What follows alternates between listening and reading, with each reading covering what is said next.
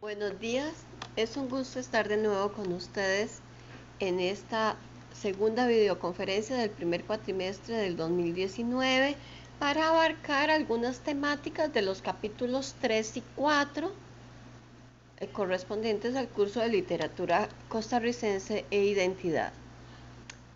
Voy a abarcar temas generales importantes para poder entender el entorno en que estos textos fueron creados. Es importante recordar, vamos a tener claro que hay elementos históricos tanto nacionales como internacionales que fueron de suma importancia para el desarrollo de esta mentalidad de los autores de la segunda parte del siglo XX y principios del siglo XXI, que es donde estamos ahora. Sí me interesa mucho que recordemos que ya no vamos a hablar de textos cuyos autores se están refiriendo a aquella persona campesina, excepto en el capítulo 4 cuando hablemos del ensayo. Como no se ha hablado del ensayo, en ese capítulo 4 vamos a abarcar todo el siglo XX, una parte del siglo XXI, el ejemplo de ensayo que tenemos, pero para que tengamos claro, ese capítulo 4 del ensayo, eso sí vamos a hablar un poco de todo el ensayo, entonces sí tal vez vamos a ver alguna temática que nos suene un poquito parecida. Pero en este capítulo 3 tenemos que ubicarnos que ya no estamos con las temáticas de la primera parte del siglo XX, es decir, ya no estamos hablando del campesino, no de la forma en que lo hicimos antes, que es otro momento histórico. Me interesa esto porque algunas veces en las pruebas comienzan a hablar otra vez de esa temática. Tenemos que tener claro cuando ustedes estén estudiando que esta es otra parte. Aquí nos interesa muy rápidamente, voy a la parte internacional, recordemos año 1950 en adelante, terminó la Segunda Guerra Mundial, son los efectos mundiales sobre eso, significa que viene la Guerra Fría, la separación de la parte de Occidente en cuanto a la parte socialista, el botín de guerra, Alemania está dividida en dos partes, Europa está dividida en dos partes. Esto es una apertura mental diferente, una concepción política diferente, no solamente para las generaciones, sino en realidad para la historia del mundo. Van a venir otros acontecimientos importantes, porque la Guerra Fría va a tener, obviamente, valor muy importante en todo el mundo. Estados Unidos se fortalece como potencia mundial y eso va a tener influencia en muchos países de Occidente. Tenemos la Revolución Cubana, eso también cambia la perspectiva de la política en América Latina, en América en general, porque anteriormente teníamos el socialismo en Europa, en Rusia y los países respectivos que pertenecieron al bloque soviético. Entonces tenemos otra perspectiva, se acerca esta política al continente americano. Además de eso, tenemos posteriormente, ya en la última década del siglo XX, la gran sorpresa. Fue una sorpresa a nivel intelectual, a nivel político, a nivel económico, la caída del muro de Berlín. También el cambio en la política del gobierno de la Unión Soviética. Estos elementos le han abierto de alguna forma la mente al ser humano de que el mundo puede cambiar, de que no es que necesariamente es como lo percibimos en este momento. En este momento digo yo, cuando uno tiene 25 años, 30 años, no. Es que puede ser que el estado político económico del lugar donde vivimos o del mundo cambien. Es posible que haya cambios. Esa apertura en la mente es muy importante. Y esa va a ser una gran influencia para estos escritores costarricenses. Me focalizo en América Central. Además, años 70, 80, 90, recordemos todos los cambios en América Central. No voy a hablar de América del Sur, pero en América Central.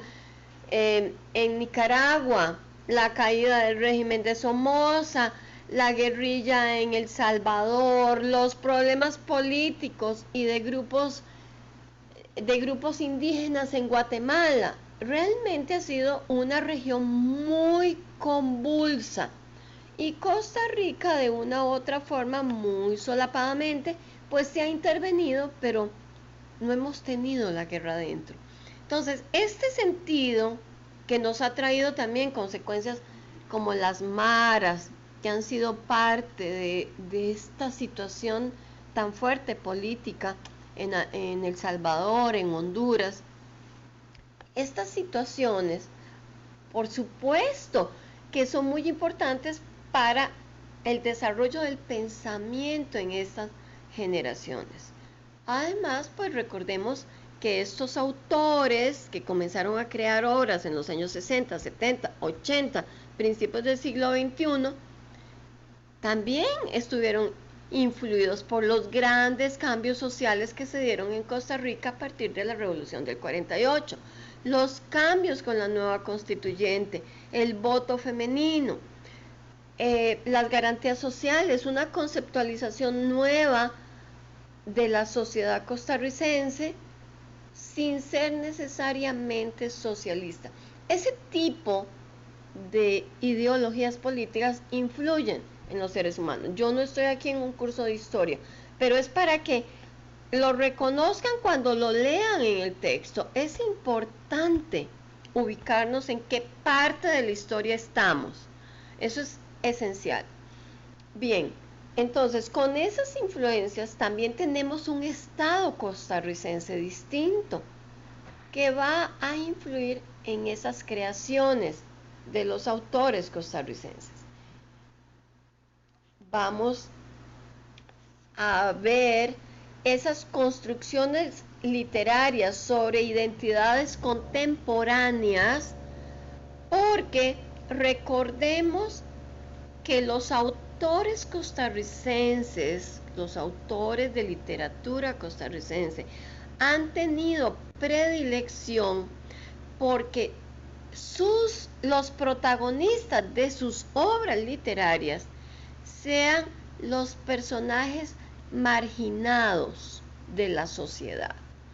Ya habíamos hablado antes de ese trabajador de la zona bananera, esas personas que viven en el campo y que no son reconocidas, que no tienen los beneficios que se consiguen al estar en una ciudad.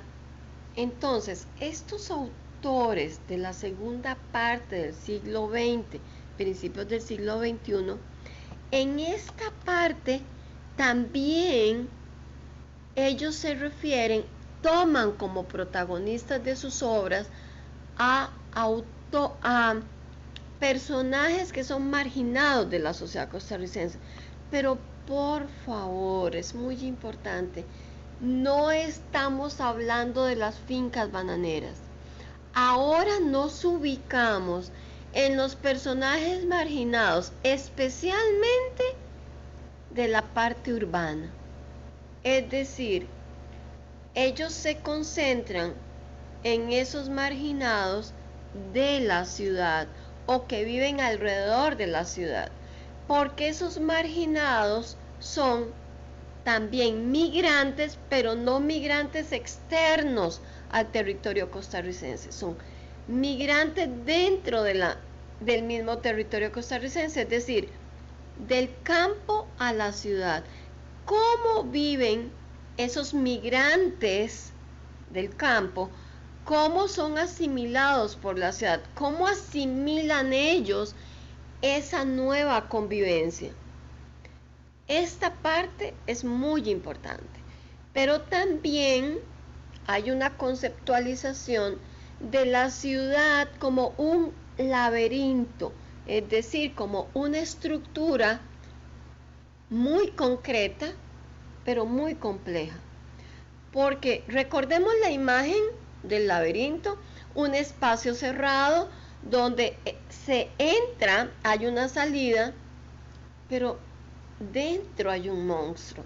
Y ese monstruo me puede comer porque él se come, de eso vive, de algún ser que entre al laberinto. Y alguien podría sobrevivir si mata a ese monstruo y si logra encontrar la salida.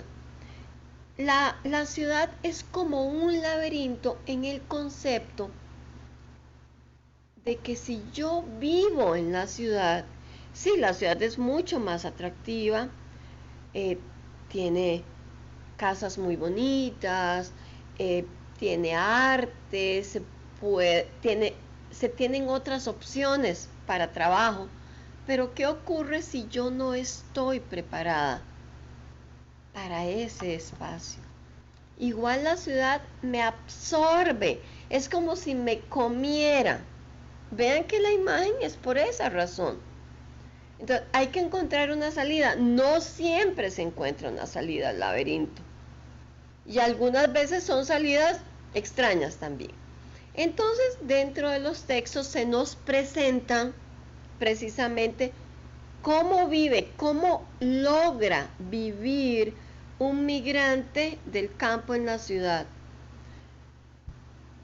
También nos presentan situaciones sobre esos marginados. ¿Cómo percibe la sociedad al indigente? A esa persona que vive en la calle porque no consigue trabajo, porque no logró adaptarse a la vida de la ciudad y se dejó ir hacia las drogas, hacia el alcohol. Entonces el mismo drogadicto, el mismo alcohólico, que no es aceptado por la sociedad, que no puede estar ahí. ¿Por qué? Porque no puede seguir al ritmo de la ciudad. Esa persona es mal vista, es marginada, echada a un lado de la ciudad. Entonces, también vemos que personas que tienen preferencias sexuales diferentes a la heterosexualidad, ahora se está comenzando a aceptar, pero en el pasado no. Entonces muchos de ellos fueron segregados, separados de la sociedad, mal vistos, no aceptados en los trabajos. Este tipo de individuos son los personajes de estas obras que precisamente son las que analizamos en la antología. Entonces vamos a ir viendo algunos elementos importantes de estas obras literarias.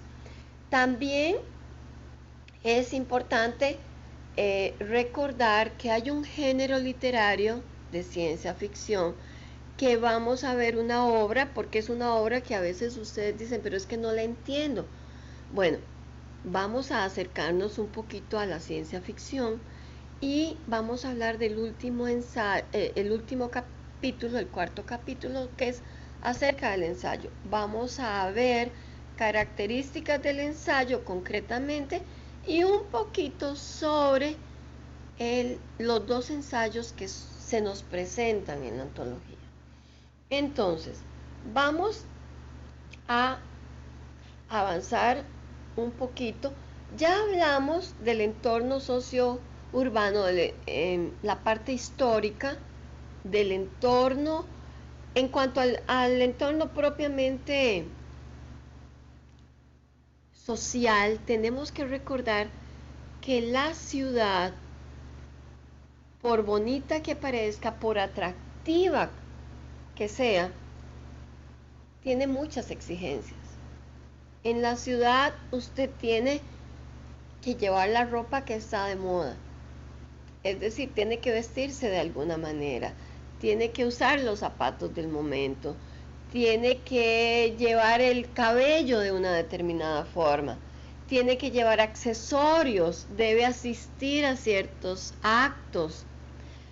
conocer ciertas experiencias de la ciudad, del teatro, el cine, restaurantes. Estas son experiencias de la ciudad. Eso también implica que usted, bueno, es muy atractivo, pero en la ciudad todo se paga. Usted no puede pretender ir a la ciudad y bueno, nadie me va a regalar una naranja, nadie me va a regalar un plátano. Si yo no tengo el dinero para comprar esos artículos, me muero de hambre. Entonces, la ciudad tiene exigencias. Ese es el entorno sociourbano que nos interesa. Puse otro tema, la burocracia costarricense, porque la burocracia costarricense, al haberse proclamado las garantías sociales, eso comienza a crear una clase particular dentro de la sociedad. ¿Por qué? Porque ¿quiénes son los que reciben las garantías sociales directamente? Pues los empleados públicos, porque todavía hoy ni siquiera todos los costarricenses reciben las garantías sociales. Todavía no hay personas hay grupos todavía de la sociedad que no tienen el salario mínimo, que no tienen buenas condiciones de trabajo. Ha sido un trabajo de estos últimos 70 años. Todavía no se ha logrado. Es una evolución de la sociedad. Pero los primeros llamados a estos beneficios fueron los grupos que tenían asegurado su trabajo. Estos son los empleados que trabajan para el gobierno. Ese grupo formó un grupo con ventajas, pero también un grupo que podía aprovecharse, o no podía, pero usó los recursos del Estado para tener un bien personal. Esto es parte de la corrupción. Bueno, esas temáticas, Carmen Naranjo, de la cual vamos a leer solamente un ensayo sobre la identidad costarricense, ella también trata mucho este tema, pero es una de las situaciones que se desarrolla dentro de la temática. Bien, y claro, de lo que hablábamos sobre la marginalidad. Bien, les recuerdo, hago énfasis, tenemos uno de esos marginados, es el demente. Tenemos a Cachaza, un texto sumamente fuerte, un texto que nos presenta cómo una persona puede buscar la demencia. En realidad no es una decisión personal. Sin embargo, es una salida para una forma de vida. Un hospital psiquiátrico ofrece ventajas. Bueno, usted tiene un techo, no vive en la calle, no tiene que trabajar o buscar trabajo o sufrir porque no tiene un trabajo. Tiene comida, tiene techo, tiene las condiciones básicas, no las mejores, pero las tiene. Es una de las situaciones que se nos presenta con Cachaza. Cachaza, que fue muy violentado por la sociedad costarricense, por el sistema político, bueno, es llevado equivocadamente a un hospital, al único hospital psiquiátrico del país. Después él no sabría cómo vivir fuera, pues es mejor seguir aparentando que es demente y vivir ahí. Vean que en el caso preciso de Cachaza nos muestra un tipo de violencia. Más adelante voy a hablar sobre este tema de violencia porque es un tema importante de esta tercera tutoría. Es un tema que se desarrolla muy bien, tienen un video también en relación con eso, pero yo voy a hablar del tema y está en el texto, no solamente en el video. Y es un tema importante en muchos de los textos que vamos a analizar ahorita. Entonces, tenemos precisamente este tema de la violencia porque este Cachaza fue violentado por el sistema político. Sus padres que murieron, él no tiene a dónde ir, tampoco es bien diagnosticado, por supuesto que tuvo un gran trauma al ver lo que ocurrió con sus padres. Es llevado al único hospital psiquiátrico que ha existido en este país. lo llevan, tienen una atención, la atención psiquiátrica de la época, la típica choque eléctrico, como tendría lo típico en este país y en el mundo en ese momento. Eso es una muestra de un estado de violencia por agresión al máximo. Y el texto además nos presenta otros tipos de violencia contra una persona mayor, con choques eléctricos, como entre los mismos empleados, los enfermeros y los médicos, cada uno abusa de los que tienen menos poder, los enfermeros de los pacientes, los médicos de los enfermeros, y el sistema social abusa de todos, de los médicos, de los enfermeros y de los pacientes. Este paciente no es tratado en forma correcta. No se le da en realidad la oportunidad de que pueda salir de ese estado de demencia. Además, las condiciones de salud, de trato, son muy negativas. Los empleados, los enfermeros los tratan mal a ellos, pero los médicos abusan a través del lenguaje, en forma física, en forma sexual, también de los enfermeros, porque se aprovechan de los enfermeros y del personal administrativo. Y también médicos, enfermeros y los propios pacientes son abusados por el sistema, porque no hay un sistema adecuado en el país que le brinde a este grupo particular una situación que corresponda a sus vivencias. Porque un doctor que trabaja con enfermos mentales pues debería tener jornadas más cortas, debería de tener otras situaciones que equilibren esa situación tan difícil que vive con estas personas, igual los enfermeros, pero el Estado no se preocupa por eso. Vean que es un círculo de violencia de diferentes grupos de la sociedad hacia estos grupos, y estos grupos se violentan unos a otros según el grado de poder que tengan, y a la vez entre ellos los mismos pacientes se violentan entre ellos de diferentes formas, con gritos, con sobrenombres, con abuso sexual, con agresión. Entonces, este círculo de violencia se da mucho acá. Bueno, hay textos, yo no voy a ahondar sobre esto.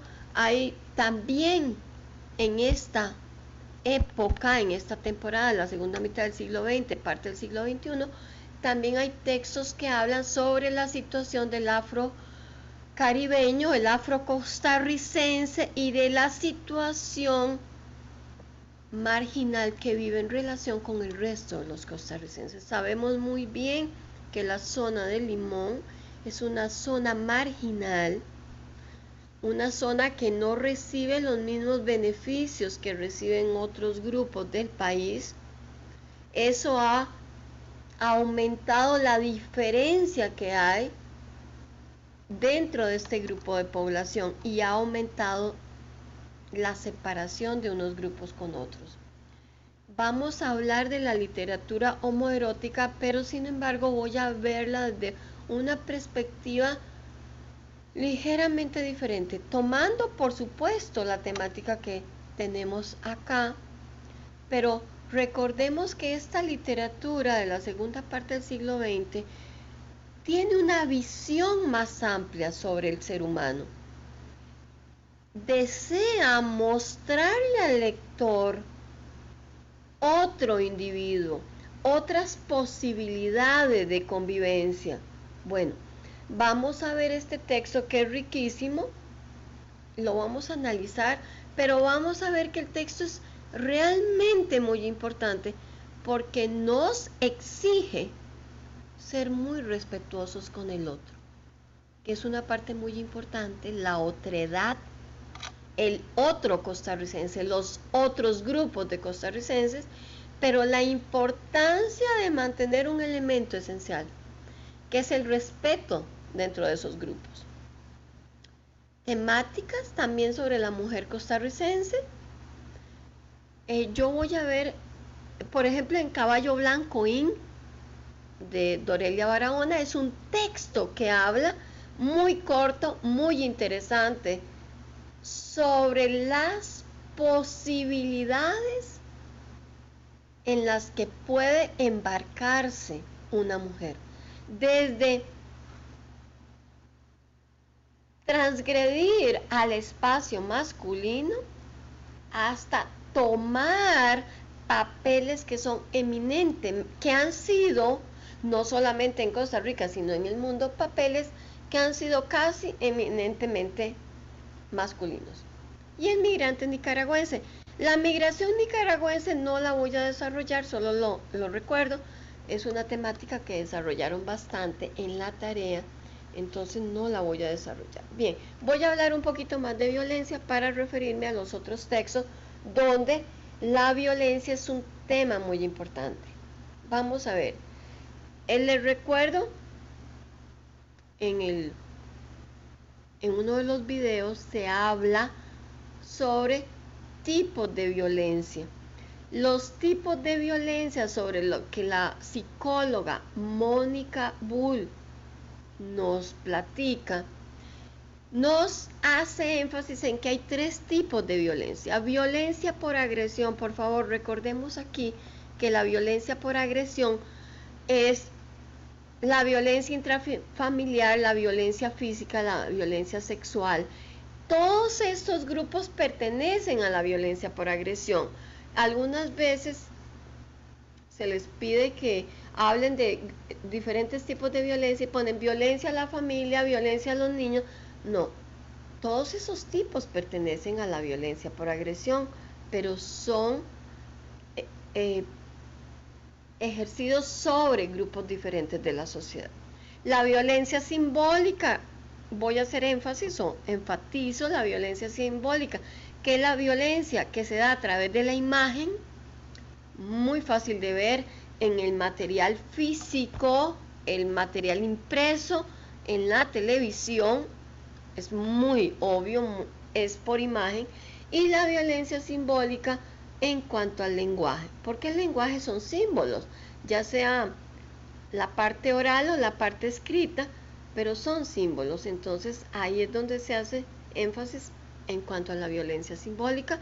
Todas las palabras que utilizamos para referirnos, para disminuir las habilidades o capacidades de otra persona, son parte de la violencia simbólica. Y las imágenes sobre cómo debe ser el hombre ideal, la mujer ideal, físicamente, no interiormente, no en su comportamiento ético, pero sí en su parte física. Eso es violencia simbólica, con la imagen, con el lenguaje. Y la violencia estructural, que tiene que ver con la estructura de la sociedad. Esta estructura, la parte legal, cómo están construidas las leyes que beneficia a algunos grupos y a otros los perjudica. Esto tiene mucho que ver. Vemos cómo las leyes también colaboran para que la mujer no logre igualdad con el hombre. Es parte de eso. La normativa, hablamos de estructuras también a nivel arquitectónico, o sea, edificios, construcciones que no están dirigidas a permitirle a la población igualdad, porque hace dura la diferencia. Bien, eso es lo que llamamos violencia estructural. Como nosotros tenemos texto, la violencia simbólica a través del lenguaje va a ser la parte focal, y la violencia por agresión, porque a través de las palabras se hace manifiesta la violencia por agresión.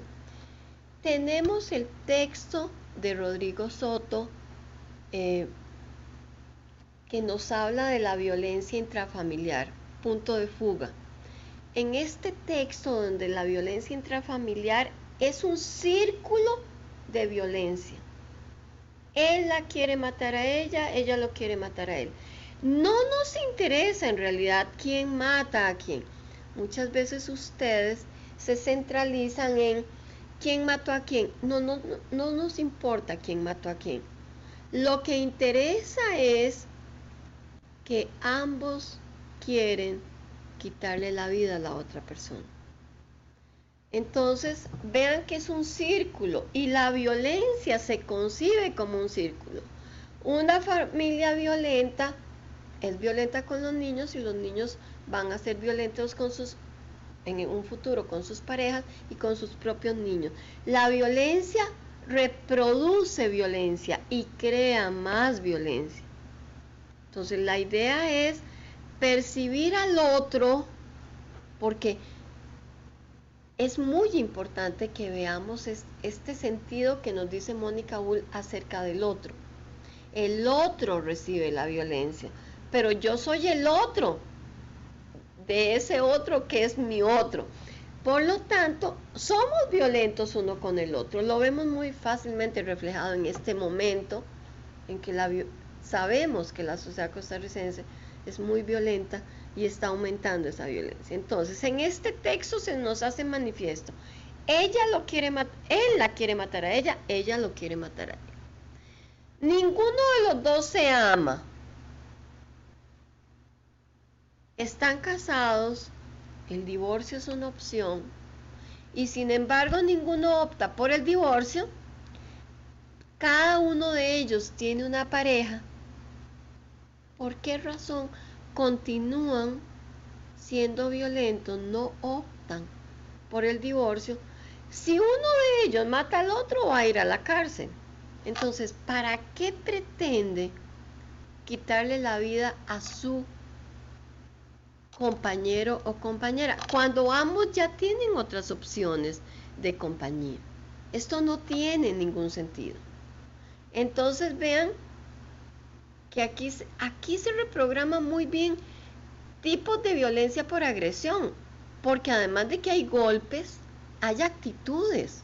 El hecho de tener otra persona, de ser claros en que no te amo, o por lo menos no sé cómo demostrar amor, esos son grados de violencia. Y la estructura literaria, el texto como tal, se enfoca hacia un punto. La violencia hace que podamos ver el tema de la violencia desde dos perspectivas. La perspectiva femenina, la perspectiva masculina. Es decir, tenemos un punto y la salida para ambos es la misma, la muerte. ¿Y qué ganan ellos con matar al otro? Absolutamente nada. Tienen otras alternativas que no son violentas, que no se hacen daño uno al otro, y además ellos van a vivir correctamente. Vean que este texto literariamente es muy interesante porque nos muestra exactamente ese círculo del cual nos habla Mónica Bull y Mario Zúñiga, también el sociólogo, que es parte de la entrevista que aparece en el video, en el programa de televisión, y que nos habla de este círculo, porque todo el texto es un círculo. No sabemos quién mata a quién. Si revisamos un poquito las fechas, suponemos que si él lo hubiera matado a ella, ya ella estaría muerta cuando vemos la fecha de que ella pretende matar a su esposo. Pero en realidad eso no es lo que nos interesa. Está muy bien construida la estructura en cuanto a lo que se quiere mostrar. Muy bien, tenemos este texto. También ya recordemos que en Cachaza se muestra muy bien este texto de la violencia. Tenemos un texto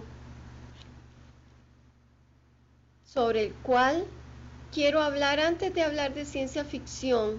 Bueno, tenemos el de ciencia ficción, que es un género del cual voy a hablar, y me interesa, me devuelvo, porque hay un texto sobre el cual los estudiantes tienen di- eh, bastantes dudas. ¿Qué es el texto de Anonymatic? Bueno, hay varios, yo me voy a referir a varios de estos, pero en Anonymatic es un texto que se nos menciona, que se nos habla de algo que no sabemos qué es. Es un producto de venta, es decir, de consumismo. El texto nos presenta precisamente que son parte de las temáticas no tradicionales que nos presentan estos autores de la segunda mitad del siglo XX.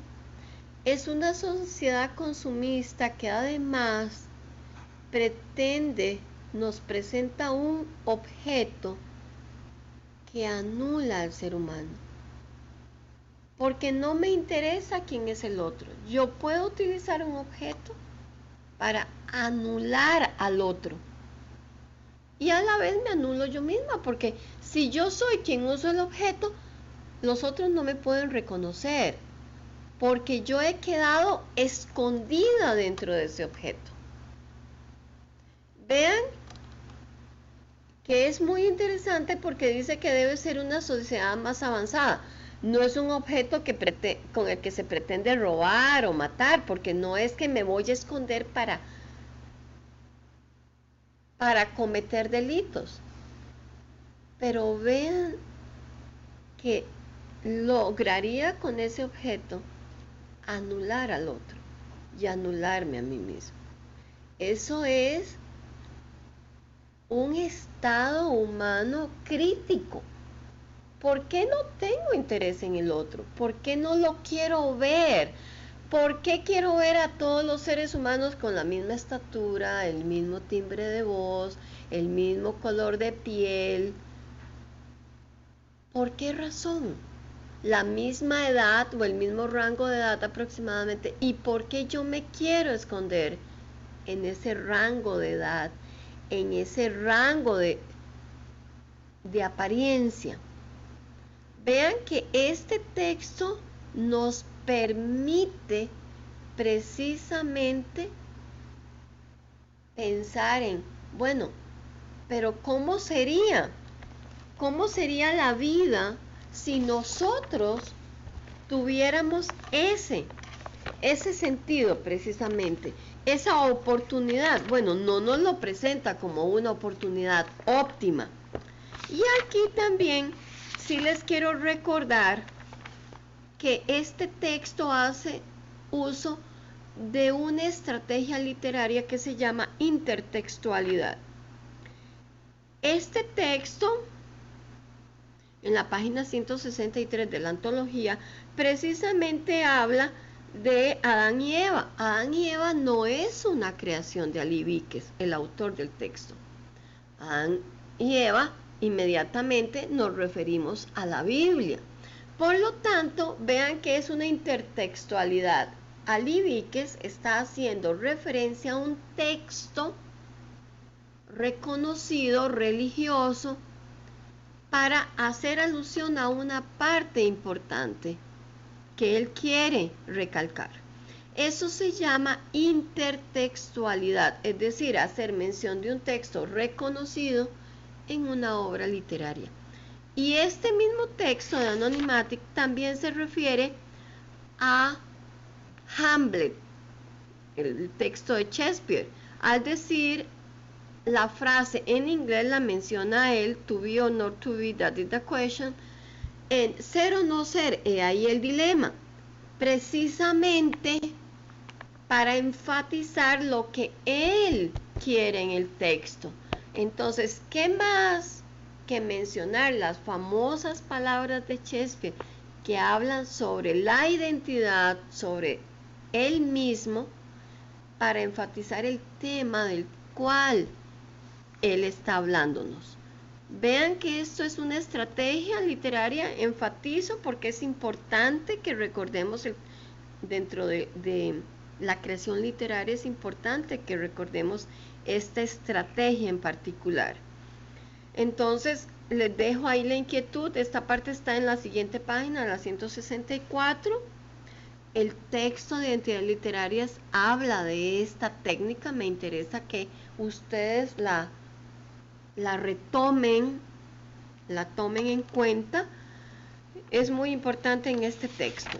Otro texto del cual quiero hablar, porque es sobre la mujer costarricense, o la mujer en realidad, es Caballo Blanco Inc., que les dije ya que iba a hablar de este texto cortito de Dorelia Barahona. Es un texto que nos permite ver otras posibles identidades de la mujer. Nos lo hace en una forma prácticamente cómica, porque una mujer que dice que ya no quiere ser pañito de lágrimas, es decir, la mujer frecuentemente es el pañito de lágrimas de alguien, siempre es el pañito de lágrimas de alguien. Ella dice, ya yo no quiero ser pañito de lágrimas de nadie, es decir, no quiero recibir la lágrima de nadie. Además, ella, el personaje que es anónimo, no sabemos cómo se llama, es decir, puede ser cualquier mujer de cualquier estrato social, económico, político. Esa mujer de ese texto resulta que dice, nos lo menciona, nos dice, es que fue lo último que dije antes de cerrar la puerta. Ella hace algo que es un acto masculino. En general, en las sociedades machistas, siempre les enfatizo, la sociedad costarricense es machista, pero eso significa que los hombres son machistas y que las mujeres son machistas, ambos. Si queremos mejorar la sociedad, ambos tenemos que poner de nuestra parte para ser una sociedad mejor, porque los dos géneros son machistas, cada uno a su manera. Uno de una manera, otro de otra forma, pero ambos son machistas. Entonces, aquí, una actitud típicamente masculina es la de abandonar. Al hombre se le permite abandonar, no a la mujer. Típicamente la mujer permanece en su casa con los niños, la abandonada es ella. El marido la dejó por otra, la dejó porque está muy vieja, porque no se ve bien, porque se fue a buscar otro sitio, por miles de razones. En este texto la mujer ya no es pañito de lágrimas y además también la que abandona es ella. Ella es la que sale. Y sale para ir a un espacio eminentemente masculino. Conste, el texto no dice que es que una mujer tiene que ir a una cantina o a un bar para ser igual que un hombre. No, el texto no nos está diciendo eso, por favor. El texto está diciendo, nos está mostrando que ella puede tomar espacios masculinos. Ahora, ella llega, por supuesto que llega, es la única mujer del bar, no hay otros. Los hombres le ofrecen cervezas y ella comienza a tomar. Ella se siente la diva del lugar, porque además hay una pantalla que la pone ahí enfrente de todos. Entonces ella va pasando por diferentes niveles que son típicamente masculinos. Uno de ellos, ¿cuál es? Bueno, el de liderazgo.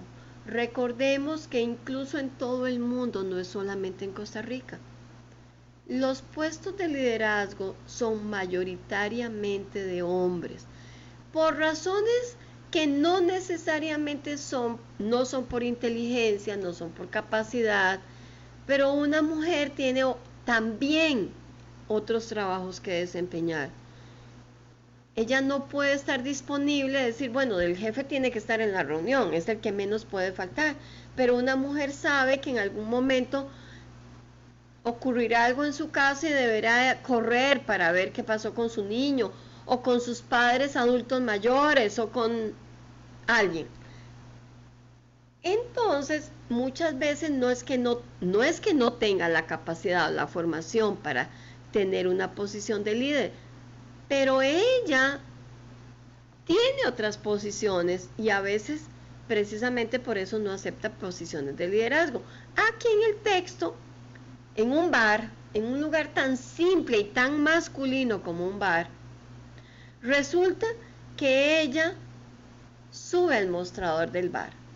Es decir, ella es la visible, ella es la líder en ese momento. Ella toma un papel eminentemente masculino. El grupo la apoya, ella comienza a cantar y ella se siente estrella esa noche. Vean que en un texto tan corto, tan simple, podemos visualizar a la mujer en diferentes posiciones. Y hay una muy importante. Ella va pasando por diferentes estratos. Ella es la diva, la estrella esa noche, la líder. Pero también vean algo muy interesante. Un papel que es típicamente masculino, que es prácticamente en todo el mundo, solo pocos grupos aceptan a hombres líderes en esta área, es en la parte religiosa. En la Iglesia Católica solo los hombres pueden ser sacerdotes. Los rabinos en la Iglesia judía solamente son hombres. En los grupos, en los monjes tibetanos, los jefes son hombres. Es decir, el papel de salvador de almas, que es un papel masculino, porque las mujeres pierden a los hombres. Entonces, el que puede salvar almas es el hombre. Y sin embargo, aquí en el texto, ella, que pasa de una canción de Thalía muy popular a cantar el himno a la alegría, claro, en la versión cristiana, no estamos hablando de la novena sinfonía, la parte coral de la novena sinfonía de Beethoven, sino la parte adaptada. Esta imagen, esta preciosa forma, porque siempre pues conserva la música, obviamente, de la novena sinfonía de Beethoven, pero con un órgano de iglesia. En muchas iglesias cristianas está esta versión. Ella canta el himno a la alegría y muchos de ellos, no todos, porque ellos quieren el espectáculo de la mujer, los que están más cerca, los de atrás comienzan hasta a rezar, y ella misma dice, se siente como Juana de Arco. Juana de Arco fue una mujer en las cruzadas. Las cruzadas eran precisamente para traer más creyentes hacia la iglesia. Entonces, hasta ella en esa obra se permite tomar un papel eminentemente masculino. El texto nos muestra esas posibilidades, abre la puerta a esas posibilidades, nos dice, es que la mujer podría tener otros papeles en la sociedad. El texto es muy interesante, parece muy simple, muy sencillo, es muy lindo. Y tenemos otro texto del cual ustedes mencionan y que, bueno, Mar de Lluvias, primero, en un texto que se refiere a otras preferencias sexuales. Quiero hablar un poquito de este texto, porque el texto es un texto erótico, pero por favor, el texto no se concentra en defender la homosexualidad o rechazarla, no. El autor, de todas formas, en el programa de televisión nos dice, él se identifica como homosexual, nos dice que no en todas sus obras. Él tiene personajes homosexuales, pero bueno, es un medio. Él es sociólogo también. Y él nos habla, es muy linda la entrevista porque él presenta que dice que él mismo, cuando era muy joven, donde él todavía no tiene idea de su identidad sexual, él dice que la primera vez que ve a dos hombres besándose, él mismo siente asco por esta situación, la rechaza. El texto es muy amplio en presentar la temática, porque no está diciendo que una sociedad tiene que ser homosexual. No. Definitivamente la sociedad es mayoritariamente heterosexual. No podemos ponernos una venda en los ojos y decir que la mayoría de la gente tiene otras preferencias. la mayoría de la gente es heterosexual. Bien, pero él nos presenta la homosexualidad con perspectivas muy interesantes, porque nos presenta, hay que leerlo con esos ojos, nos presenta, el texto se desarrolla en una casa que representa en realidad al país. Lo divide en norte, sur, este, oeste, porque cada miembro de la familia vive en un área de la casa y es propietario de una parte de la casa. Resulta que ese es el país dividido en partes, son diferentes preferencias de sexualidad, que igual podrían ser preferencias políticas. Y la convivencia debe darse en una forma armoniosa. Eso sería lo óptimo. Ellos como familia en esta casa encuentran que para poder vivir pueden abrir un restaurante en un área común para todos, aunque cada uno es propietario de una parte, de un ala.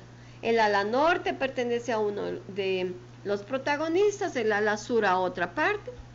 Estos tres hermanos, una de ellas es la madre de un muchacho de 19 años muy inmaduro.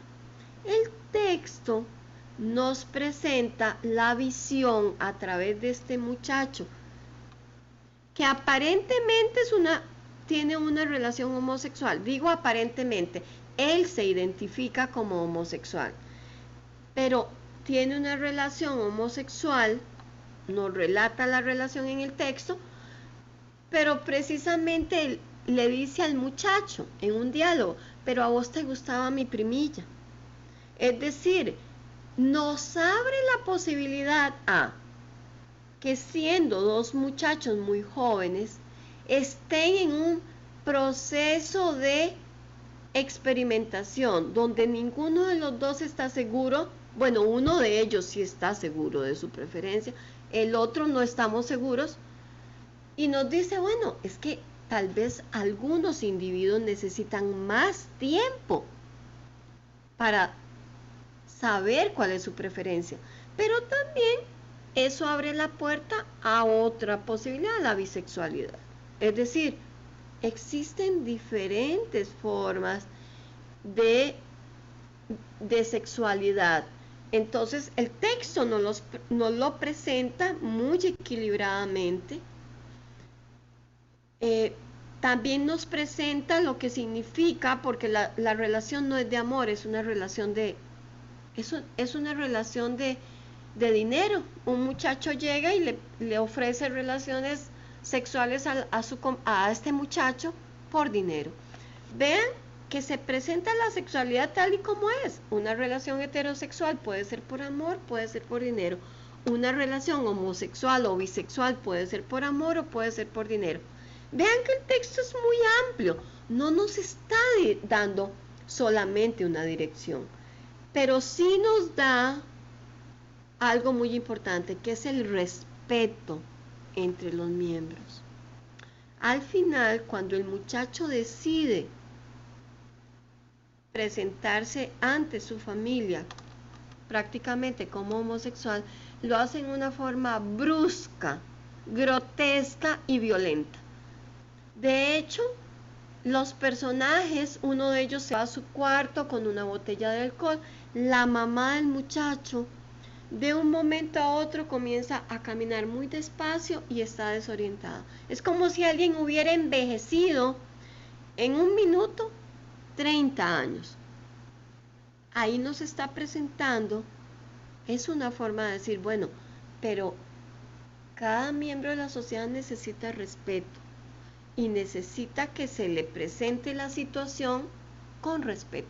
Es lo mínimo que cualquier grupo, no importa la preferencia que tenga, debe tener respeto por el otro grupo, porque la sociedad en su totalidad merece respeto. El texto es muy lindo, nos presenta una realidad sexual, pero no es una relación en una dirección o en otra, es el equilibrio de una sociedad. Habla un poquito más sobre otro texto que tenemos acá. Paso al texto que les crea mucha confusión. Ese texto es de ciencia ficción. El texto que tenemos como ejemplo de ciencia ficción, que es la 11ª generación, es un texto muy interesante de Antonio Chamo, porque el texto nos presenta generaciones de robots. Recordemos que la ciencia ficción lo tenemos en el texto, en la parte teórica, tenemos el género de ciencia ficción, que no es lo mismo que ficcionalidad. Recordemos, ficcionalidad es una característica de todo texto literario.